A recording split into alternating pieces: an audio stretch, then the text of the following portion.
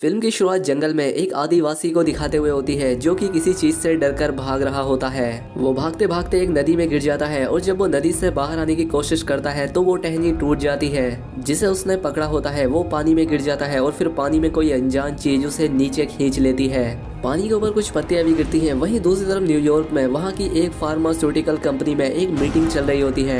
यहाँ पर जो कंपनी के हेड होते हैं वो गॉर्डन नाम के एक आदमी से कहते हैं कि तुमने हमसे वादा किया था, तुम जुकाम से लेके कैंसर तक की हर एक दवाई हमें दोगे, लेकिन तुम ऐसा कुछ भी नहीं कर पा रहे हो, इसलिए हम ये सारा प्रोजेक्ट एक दूसरी कंपनी को दे रहे हैं। गॉर्डन अपने साथी डॉक्टर जैक से कहता है कि इन्हें बताओ। डॉक्टर जैक इन्हें एक फ्लावर के बारे में बताता है जिसका नाम होता है पेलेनिया इमोर्ट्रिस, जिसे कि ब्लड ऑर्किड भी कहा जाता है, और ये फूल 7 साल में सिर्फ 6 महीनों के लिए खिलता है।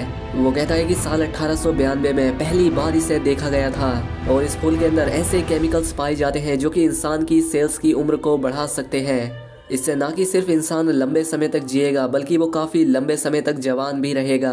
हमारी किस्मत अच्छी रही, हमें इस फूल का कुछ महीनों पहले एक सैंपल मिला था जो कि बोर्डियो से लाया गया था। हम उस फूल पर रिसर्च कर रहे थे लेकिन रिसर्च के दौरान ही वो खराब हो गया, इसलिए हमें दूसरे फूलों की जरूरत होगी। लेकिन बुरी बात यह है कि अब ये फूल सिर्फ अगले 2 हफ्तों तक ही खिला रहेगा।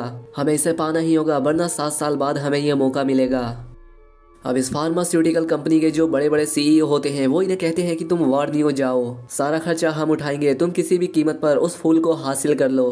अब वॉर्नियो जाने के लिए 6 लोगों की टीम तैयार होती है, लेकिन इन सभी को वॉर्नियो जाने के लिए एक नदी को पार करना होगा। ये वक्त बारिश का होता है, इसलिए कोई भी सेलर अपनी बोट को पानी में उतारना नहीं चाह रहा था। लेकिन बिल जॉनसन नाम का एक आदमी इन्हें भारी रकम के बदले नदी के दूसरी तरफ ले जाने के लिए तैयार हो जाता है। अब ये 6 लोग बिल जॉन और उसका असिस्टेंट वॉर्नियो के जंगल की तरफ बढ़ चलते हैं। बिल जॉनसन का अपना एक बंदर भी होता है जिसका नाम कोंग है। खैर, अब पूरा दिन नदी में सफर करने के बाद जब ये लोग रात में अपना सफर तय कर रहे होते हैं तो कोंग देखता है कि ऊपर आम का पेड़ है। वो उस आम को खाने के लिए उससे पकड़ लेता है और बोट आगे बढ़ जाती है। कोंग लगातार जंगल के रास्ते अपनी बोट का पीछा करने लगता है, लेकिन तभी वो देखता है कि कोई बड़ी सी चीज पीछे से उसकी तरफ बढ़ रही है, इसलिए वो उससे बचने के लिए पेड़ पर चढ़ जाता है। वहीं अगली सुबह हमें बिल जॉनसन को दिखाया जाता है जो कि अपने बंदर को ढूंढ रहा होता है, पर वो उसे कहीं पर भी नहीं मिलता। उसी वक्त एक लड़की जो कि एक सैटेलाइट फोन पर बात कर रही होती है, लेकिन कवरेज ना मिलने की वजह से वो बोट के कोने में चली जाती है। वहाँ पर एक छोटा सा गेट होता है जो कि खुल जाता है और वो नदी में गिर जाती है। उसके सभी साथी उसे बोट की तरफ खींचने की कोशिश कर रहे होते हैं, लेकिन तभी इतने में ही यहाँ पर एक मगरमच्छ आ जाता है जो कि उस पर हमला कर देता है। लेकिन इससे पहले वो मगरमच्छ उस लड़की को मार पाता, विल जॉनसन पानी में कूद जाता है और वो अपने चाकू से उस मगरमच्छ को मार मार के वापस अपनी बोट पर आ जाता है। और तभी उस मरे हुए मगरमच्छ को कोई चीज पानी के अंदर खींच लेती है। अब ये सब के सब उस नदी से आगे बढ़ना शुरू कर देते हैं और कुछ ही देर के बाद बिल जॉनसन का वो बंदर जिसका नाम कोंग है वो वापस बोट पर आ जाता है। वो काफी डरा हुआ था। बिल उसे अपने कंधे पर बैठाता है और उसे शांत करता है। खैर, अब जब रात में ये लोग आगे बढ़ रहे होते हैं तब रात में बारिश होने लगती है। बिल डॉक्टर जैक को बताता है कि पानी का लेवल लगातार बढ़ रहा है और जिस रास्ते से हम आगे जा रहे हैं ये खतरनाक हो सकता है, इसलिए हमें घूम कर जाना होगा। लेकिन डॉक्टर जे कहता है कि हम घूम कर नहीं जा सकते क्योंकि उस फूल को पाने में हमें सिर्फ 1 हफ्ता बचा है और तुम्हें नहीं पता उस फूल की कीमत क्या है, उससे पूरी दुनिया बदल सकती है। विल उससे कहता है कि अगर तुम चाहते हो कि मैं इस खतरनाक रास्ते से आगे बढ़ूं तो तुम्हें मुझे $50,000 और देने होंगे। डॉक्टर जैक इस बात के लिए मान जाते हैं। साथ ही विल उनसे एक और शर्त रखता है। वो कहता है कि अगर कोई भी गड़बड़ हुई तो तुम सबको वही करना होगा जो मैं तुमसे कहूंगा। जैक कहता है कि हाँ ठीक है। अब अगली सुबह जब ये लोग नदी से आगे बढ़ रहे होते हैं तो बिल देखता है कि नदी में बाढ़ आई हुई है और कचरे की वजह से इनकी बोट का स्टीयरिंग जाम हो जाता है, जिससे इनकी बोट लगातार आगे बढ़ने लगती है। बिल समझ जाता है कि आगे खतरा है, इसीलिए वो सभी को जगा देता है और अब वो बोट को रिवर्स करने के लिए उसके प्रोपेलर ऑन करता है, लेकिन पानी में प्रोपेलर भी काम नहीं करते और अब इनकी बोट एक बहुत ही बड़े झरने से नीचे गिर जाती है। हालांकि सब में किसी की जान तो नहीं जाती, लेकिन अब ये लोग अपनी बोट खो चुके थे। अब बिल इन सभी लोगों से कहता है कि यहाँ से थोड़ी दूरी पर एक और नदी है, वहाँ पर मेरा एक दोस्त है जो कि बोट चलाता है और अगर हम किसी तरह से वहाँ तक पहुँच जाएं तो हम अपनी मंजिल तक पहुँच सकते हैं। बिल इन्हें 2 रास्ते बताता है। एक रास्ता नदी का होता है जहाँ से जाने पर इन्हें 2 दिन लगेंगे और दूसरा रास्ता होता है जंगल का, जहाँ से अगर ये लोग गए तो शाम तक पहुँच जाएंगे। बिल सैटेलाइट फोन से अपने दोस्त को कॉल करता है और कहता है कि मुझे तुम्हारी बोट की जरूरत है। उसका दोस्त भी $5,000 के बदले उसकी मदद करने के लिए तैयार हो जाता है और अब ये सब के सब जंगल के रास्ते से होकर उस नदी तक पहुंचने के लिए आगे बढ़ने लगते हैं। अब आगे बढ़ने पर रास्ते में इनके सामने एक तालाब आता है और जब भी उस तालाब में घुस जाते हैं तो इनका एक साथी कहता है कि मुझे पानी के नीचे कोई चीज महसूस हुई। वो इस बारे में सभी को बताता है लेकिन कोई भी उसकी बात पर यकीन नहीं करता। अब इन सब में जो सबसे पीछे होता है वो अचानक से पानी में कहीं गायब हो जाता है। सभी को लगता है कि शायद वो मजाक कर रहा है, लेकिन तभी वो पानी से बाहर आता है। लेकिन एनाकोंडा के मुंह में वो उसका पीछा करके उसे पकड़ लेता है। वो उसे पानी के अंदर ले जाता है। डर के मारे ये सब के सब जल्दी से पानी से बाहर आ जाते हैं। ये सब के सब लोग अब बुरी तरह से डर चुके थे। बिली ने बताता है कि एनाकोंडा खतरनाक होते हैं, ये इंसानों को जिंदा खा जाते हैं। इतने बड़े सांप का सिर्फ एक ही इलाका होता है जो कि मीलों तक फैला होता है। अब हमें काफी दूर जाने तक भी दूसरा कोई एनाकोंडा नहीं मिलेगा। तब गोर्डन बिल से कहता है कि इस बात की क्या गारंटी है कि वो एनाकोंडा हमारा पीछा नहीं करेगा। बिल बताता है कि किसी एनाकोंडा को एक इंसान को हजम करने में कई हफ्ते लग जाएंगे, इसलिए हमारे पास काफी टाइम है। अब यहाँ पर जो इस प्रोजेक्ट की हेड होती है जिसका नाम गैल होता है, वो कहती है कि मैं अभी इस प्रोजेक्ट को यहीं पर खत्म करती हूँ। लेकिन डॉक्टर जैक उसकी बात नहीं मानता। वो कहता है कि मैं किसी भी कीमत पर उस फूल तक पहुँचना चाहता हूँ। सैम कहती है कि देखो, हमें सबसे पहले उस बोट तक पहुँचना चाहिए, हम बाद में फैसला करेंगे कि हमें क्या करना है। लेकिन बिल जैक को कहता है कि अगर हम एक बार बोट तक पहुँच गए तो ये सफर यहीं पर खत्म हो जाएगा। मैं तुम्हें एक सेफ जगह तक पहुँचा दूंगा। जिस पर जैक कहता है कि तुमने मुझसे वादा किया था। बिल कहता है कि सौदा खत्म हुआ, मैं नहीं चाहता कि किसी और इंसान की भी जान जाए, और ना ही मैं इस बात को पूरी गारंटी से कहता हूँ कि आगे हमें दूसरा कोई एनाकोंडा नहीं मिलेगा। अब ये सब के सब इस खतरनाक जंगल से होकर आगे बढ़ना शुरू कर देते हैं। रास्ते में बिल सैम को बताता है कि मैंने जैक को इस खतरे के बारे में बताया था, लेकिन उसके और मेरे बीच में एक सौदा हुआ। उसने मुझे $50,000 और देने का वादा किया। इन दोनों के सौदे के बारे में किसी को भी कुछ पता नहीं होता। अब जब ये सभी लोग जंगल से होते हुए बोट की तरफ आगे बढ़ रहे होते हैं, तभी इनके एक साथी के पूरे शरीर पर खून चूसने वाली जोंकें लग जाती हैं। इसलिए बिल एक एक करके उन सभी को निकालना शुरू करता है। ये सभी लोग यहाँ पर बैठ जाते हैं। अब इनमें से जब गोर्डन अपने जूते उतार कर वापस पहन रहा होता है तो बिल का असिस्टेंट उसे रोक देता है, और तभी वो उसके जूते के अंदर से एक मकड़ी निकालता है। वो इसे बताता है कि अगर ये मकड़ी तुम्हें काट लेती तो 2 दिन के लिए तुम्हारा शरीर पैरालाइज हो जाता। और तभी जैक उस मकड़ी को एक डिब्बे के अंदर बंद कर लेता है। वो कहता है कि तुमने शरीर को सुन्न करने वाली एक दवाई की खोज कर ली, इसके हमें अच्छे खासे पैसे मिलेंगे। दूसरी तरफ हमें बिल के उसी दोस्त को दिखाया जाता है जिसके पास वो बोट है, जिसे देने के लिए वो इन्हीं की तरफ आ रहा होता है। उसकी बोट में वो एनाकोंडा आ जाता है और उससे निगल जाता है। उसकी बोट कंट्रोल खो देती है और नदी में एक ब्लास्ट होता है। जब बिल और उसके बाकी साथी उस जगह पर पहुंचते हैं तो ये पाते हैं कि वो बोट ब्लास्ट हो चुकी है। अब बोट में जितना भी जरूरत का सभी सामान होता है वो सब ये ले लेते हैं। और बिल का जो साथी होता है वो इन्हें बताता है कि यहाँ पर आदिवासी रहते हैं जो कि हजारों सालों से यहीं पर रहते हैं, और अगर हम उन्हें ढूंढ ले तो हो सकता है कि वो अपनी नाव हमें दे दें। इसलिए ये सब उन्हें ढूंढने के लिए निकल पड़ते हैं। लेकिन कुछ ही दूर आगे जाने पर इन्हें बिल के उसी दोस्त की बॉडी दिखाई देती है जिसे उसने उगल दिया था। बिल बताता है कि एनाकोंडा अपना शिकार करने के बाद बहुत सुस्त हो जाता है, और वो अपने पेट से अपने शिकार को तभी निकालता है जब उसे अपने चारों तरफ खतरा दिखाई दे।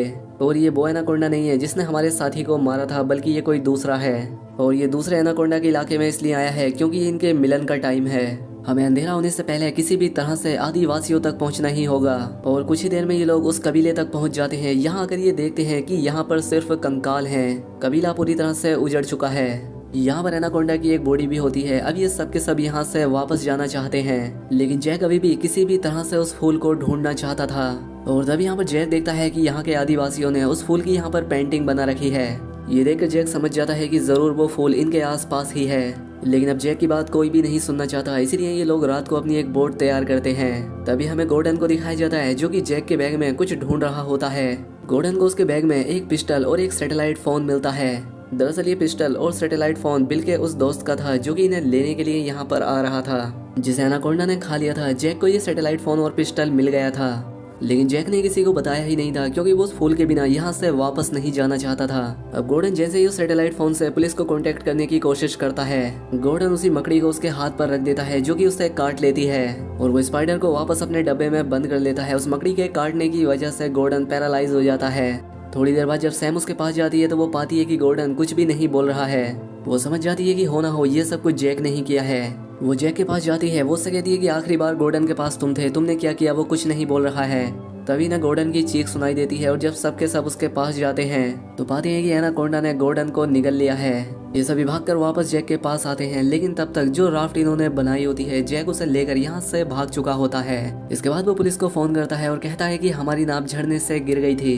अब यहाँ पर एक दूसरा जो इनके ग्रुप का एक खोया हुआ साथी होता है वो किसी तरह से इन तक पहुँच जाता है। इन सबको बाहर एक रोशनी दिखाई देती है और ये सभी एक एक करके उस छेद से बाहर आ जाते हैं। और जैसे ही इनका आखिरी साथी छेद से बाहर आ रहा होता है वो उसमें फंस जाता है और जैसे ही सब मिलकर उसे बाहर निकालते हैं एनाकोंडा का सर भी बाहर आ जाता है जो कि उसे खाने यहाँ आया था। सैम अपनी तलवार से उसकी गर्दन काट देती है और इस तरह से ये लोग एक एनाकोंडा से बच जाते हैं। लेकिन तभी पीछे से दूसरा एनाकोंडा आता है और वो इनके साथी को उठाकर ले जाता है।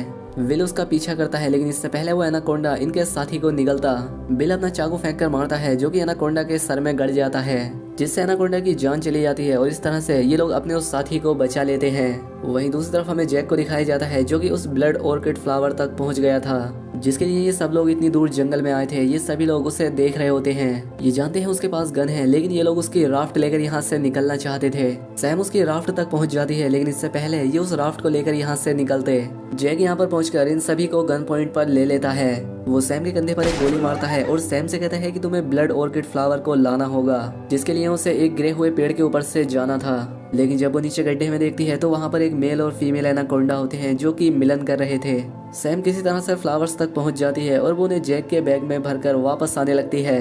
लेकिन तभी वो जैक से कहती है कि तुम्हें अपनी गन को फेंकना होगा वरना मैं फ्लावर्स को नीचे फेंक दूंगी।